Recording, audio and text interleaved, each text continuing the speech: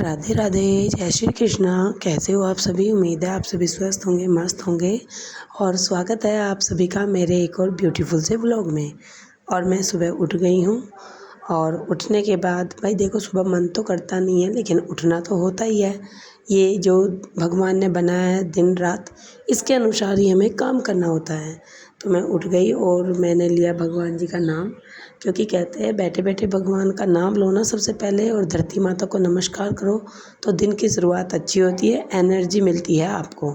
उसके बाद मैं कर दूँगी कपड़े फ़ोल्ड, क्योंकि हम ऊपर रहते हैं सभी लेकिन नीचे हम सोते हैं बच्चे। रात में गर्मी ज़्यादा होती है और हमारे नीचे घर दबा हुआ है तो यहाँ पे अच्छी ठंडक रहती है।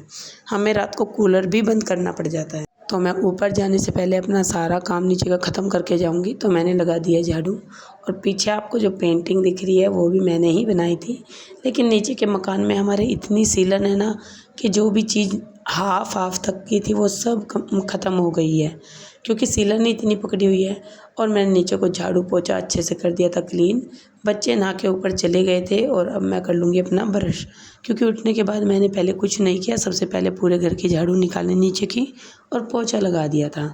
और अब मैं कर लूँगी ब्रश। ब्रश करने के बाद आज मैं नहाकर ही ऊपर जाऊँगी, क्योंकि एक सखी का कमेंट आया था कि आप माधव को ना अपने मन की भावनाओं से उठा लिया करो, लेकिन जब तक नहाया ना करो तो उन्हें टच मत किया करो।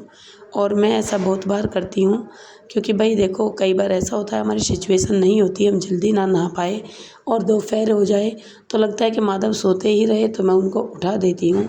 और बहुत बार मैं बच्चों से ही करा लेती हूँ, जैसे कि आपने मेरे पिछले व्लॉग में देखा होगा। जब मेरी तबीयत ज़्यादा ख़राब होती है तो मेरे बच्चे मुझे बहुत सपोर्ट कर देते हैं। तो मैं नहा के आ गई थी और आने के बाद मैंने माधव को स्नान कराया और बिठा दिया। और उसके बाद आज मैं करूँगी थोड़ा सा टचअप, क्योंकि मैंने आपको बताया ना, जब कभी तबीयत ज़्यादा ख़राब हो तो हमें ज़्यादा मेकअप करना चाहिए, खुश रहना चाहिए, कोशिश करनी चाहिए अपने आप को सजाने की, सँवारने की। उससे ना सामने वाले को भी नहीं लगता कि आप बीमार हो, और खुद का मन में भी ये रहता है कि मैं कहाँ बीमार हूँ। अच्छे से टचअप करो, खुश रहो, तो बीमारी आदि छूमंतर हो जाती है। तो काफ़ी दिन हो गए थे मुझे, 5-6 दिन हो गए मैंने सर में कंघी भी नहीं करी। तो आज मैं अच्छे से कंघी कर लूँगी, बालों को सुलझा लूँगी, क्योंकि भाई लंबे बाल है, बहुत ज़्यादा ही लचते हैं। और अपने आप को कर लिया है फ्रेश परफ्यूम लगाकर वैसे मैं नहा के आई हूँ। और उसके बाद मैंने ऊपर का भी कर दिया था झाड़ू पोछा, और ये चौक रह रहा था, इसको भी मैं धो दूँगी।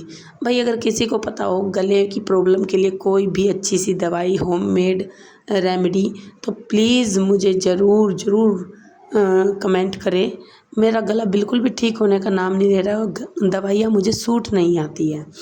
और आज बनानी थी सब्ज़ी, तो मेरा बाहर का सारा काम हो गया है साफ़ सफाई का। तो आज बनानी थी आम, तो मैं आम की सब्ज़ी को छोंक दूँगी। और ये मेथी में ही चुगती है, बिल्कुल सिंपल बेसिक से मसालों के साथ। और इधर मैंने थोड़े से चने भिगो दिए, शाम को हमें चाय के साथ खाने के लिए कुछ ना कुछ चाहिए, तो मैं चने भिगो देती हूँ। शाम को ये उबल जाएंगे और हम इनको अच्छे से खा लेंगे। तो इधर मेरा तड़का भी हो गया है तैयार। और मेरी मम्मी का किचन काफ़ी छोटा है लेकिन काफ़ी मन लगता है, कि वही वाली बात है, बड़ा तो कितना भी मकान कर लो लेकिन उसकी साफ़ सफाई भी तो करनी होती है ना। और छोटी किचन है, जल्दी साफ़ हो जाती है। फिर मैंने सोचा लगे हाथ क्यों ना बर्तनों को भी चमका देती हूँ, क्योंकि भाई बहुत सारे बर्तन इकट्ठे हो जाते हैं। सुबह नाश्ते के थे और फिर अब मैंने सब्ज़ी वगैरह छोंकी, उसके भी बर्तन हो गए थे। मम्मी गई हुई है घेर, क्योंकि हमारा घेर ना काफ़ी दूर है, पास में नहीं है घेर। और मुझे एक ये बड़ी प्रॉब्लम है, जब मैं कभी सब्ज़ी बनाती हूँ ना, जैसे दाल वगैरह बॉईल करते हैं, उसका पानी निकल जाता है, तो मुझे साथ के साथ साफ़ करने की रहती है। तो मैंने कर दिया था काउंटर टॉप साफ़, बर्तन बीच में ही छोड़ दिए मैंने इसको साफ़ करने के लिए लेकिन क्या है ना कि मुझे कुछ बर्तन काउंटर टॉप पे भी रखने थे, तो अब काउंटर टॉप क्लीन हो गया है, तो मैं जो बर्तन रैक में लगने हैं उनको लगा दूँगी, और जो बड़े बर्तन हैं मैं उस काउंटर टॉप पर ही रख दूँगी। फिर मैंने किचन की भी कर दी थी अच्छे से सफाई, क्योंकि जब बर्तन वगैरह करते हैं ना तो थोड़ा बहुत गीला हो जाता है। तो मैंने लगा दिया था यहाँ पर भी पोंछा, और अब हो गया पूरा घर नीट एंड क्लीन। और कपड़े तो 2-3 दिन से भाई मैं धो तो रोज़ रही हूँ लेकिन फ़ोल्ड नहीं किए। ऊपर के मकान है, गर्मी बहुत ज़्यादा लगती है, कुछ मैं बीमार हूँ, कुछ मेरा आलस्य, घर आके मायके आके ना आलस्य ज़रूर आ ही जाता है, कितना भी कोशिश करो ना करूँ आलस्य। कपड़े हो गए थे फोल्ड, और माँ बेटी जल्दी शॉपिंग करने के लिए, देखो कितने प्यारे प्यारे सूट हैं, क्योंकि भाई हमारे यहाँ बढ़ती है फ्राइडे मार्केट। इसमें कुछ चीज़ें रीज़नेबल प्राइस में मिल जाती है, और हमने बहुत अच्छी अच्छी चीज़ें खरीदी।